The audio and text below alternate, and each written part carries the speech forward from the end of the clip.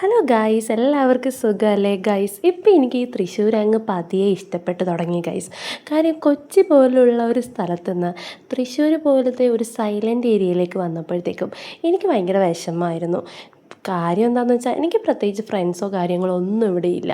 ആകെ പരിചയമുള്ളത് എൻ്റെ അമ്മായിയമ്മേനെയും കെട്ടിയവരെയും മാത്രമായിരുന്നു ഗൈസ്. അങ്ങനെ ഇരിക്കെ ദേ നമ്മുടെ ബ്യൂട്ടിഷൻ ക്ലാസ്സിലേക്ക് ചെന്ന് കഴിഞ്ഞപ്പോൾ എനിക്ക് ഫേവറേറ്റ് ആയിട്ടുള്ള ഒരുപാട് ഫ്രണ്ട്സിനെ കിട്ടി. അതുകൊണ്ടിട്ട് എന്താ ചേട്ടനും അമ്മേനെയും അവിടെ ഇട്ടിട്ട് ഞാൻ ഫ്രണ്ട്സിൻ്റെ കൂടെ ഉത്സവം കാണാനായിട്ട് ഫസ്റ്റ് ടൈം പോന്നിരിക്കുകയാണ് ഗൈസ്. അപ്പോൾ ഞാൻ പറഞ്ഞു വന്നത്, നമ്മുടെ വെള്ളിയാൽക്കൽ അമ്പലത്തിൽ ഉത്സവം സ്റ്റാർട്ട് ചെയ്തു. ഇന്ന് അസ്ത്ര എന്നുള്ള ഒരു ഡാൻസ് ടീമിൻ്റെ ഡാൻസൊക്കെ ഉണ്ടായിരുന്നു. അപ്പോൾ എൻ്റെ 2 ഫ്രണ്ട്സ് ഉണ്ട്, അഞ്ജുവും അതേപോലെ തന്നെ രേഷ്മ. ബാക്കിയുള്ള ഫ്രണ്ട്സിനെ ഒന്നും കിട്ടിയില്ല ഗൈസ്. ഇവരെ കൂടി ഞാൻ പ്രോഗ്രാം കാണാൻ വേണ്ടി വന്നിരിക്കുകയാണ് കേട്ടോ. ഇതൊക്കെ അവരുടെ കുട്ടികളതാ. ഇവനെ കണ്ടോ, ഇവനൊരു നല്ല അടിപൊളി യൂട്യൂബ് ചാനലൊക്കെ തുടങ്ങിയിട്ടുണ്ട് കേട്ടോ ഗൈസ്. എന്തായിരുന്നു അവൻ്റെ യൂട്യൂബ് ചാനലിൻ്റെ പേര്?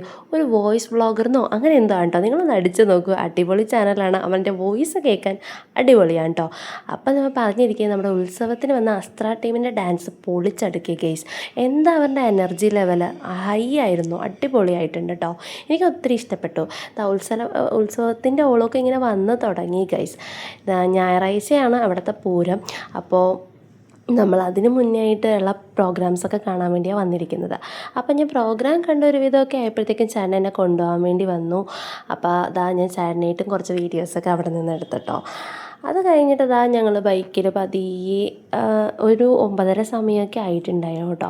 അപ്പോൾ പതിയെ അവിടെ നിന്ന് വരികയാണ്. അപ്പം ഞാൻ ഇവിടം വെച്ച് വ്ളോഗ് അവസാനിപ്പിക്കാമെന്ന് വിചാരിച്ചു. പക്ഷേ വീട്ടിൽ ചെന്നപ്പോഴാണ് കുറച്ചും കൂടി എടുത്തേക്കാമെന്ന് വിചാരിച്ചത്. അപ്പോൾ നമ്മൾ ഫുഡ് കഴിക്കാൻ വേണ്ടി പോകുന്നു. അപ്പോൾ ഇന്ന് നമ്മൾ ചേട്ടൻ പറഞ്ഞു ഒരു ഓംപ്ലേറ്റ് ഉണ്ടാക്കാൻ നമുക്കെന്ന് പറഞ്ഞിട്ട്, അങ്ങനെ ഞാൻ ഓംപ്ലേറ്റ് ഉണ്ടാക്കാൻ വേണ്ടി നിൽക്കുകയാണ്. അപ്പോൾ എനിക്കും ചേട്ടനും വേണ്ടിയിട്ടുള്ള ഓംപ്ലേറ്റാണ് ഉണ്ടാക്കുന്നത്. നമ്മുടെ ദിദിലും അമ്മയൊക്കെ കിടന്നു കേട്ടോ ഗൈസ്.